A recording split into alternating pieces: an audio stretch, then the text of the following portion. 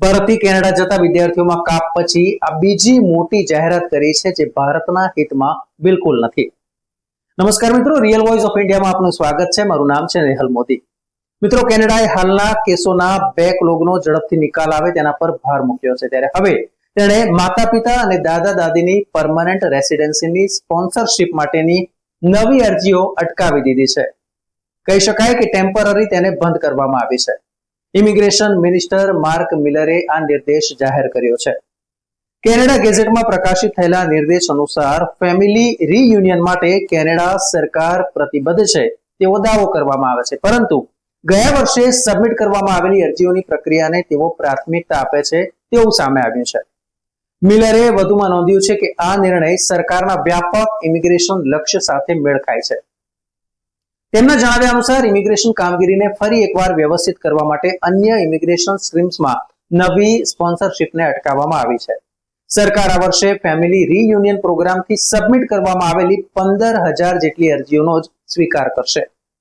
Parents and grandparents program હેઠળ 20,500 અરજી સ્વીકારવાના target સાથે 2024માં 35,700 રેન્ડમલી પસંદ કરાયેલા લોકોને અરજીઓ સબમિટ કરવા માટે આમંત્રિત કરવામાં આવ્યા હતા.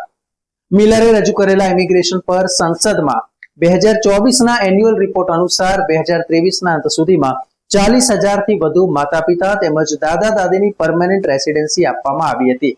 મહત્વપૂર્ણ છે કે વર્ષ 2025માં કેનેડા સરકાર હજુ કેટલાક વધારે કડક નિયંત્રણો લાવી શકે છે. આગામી 20 તારીખે ડોનાલ્ડ ટ્રમ્પ પણ અમેરિકાના રાષ્ટ્રપતિ તરીકે શપથ લઈ રહ્યા છે, જેને લઈને પહેલેથી જ અમેરિકામાં વસતા અને ખાસ કરીને ગેરકાયદે વસતા ભારતીયો ચિંતિત છે. ત્યારે હવે કેનેડા પણ વધુને વધુ કડક પગલા ભરી રહ્યું છે. મહત્વપૂર્ણ છે કે LMIA એટલે કે લીમિયા labour market impact assessment programme પણ બંધ કરવામાં આવ્યો છે, જેને કારણે વિઝિટ વિઝા લઈને ત્યાં જોબ શોધવો પણ હવે લગભગ અશક્ય બની ગયું છે.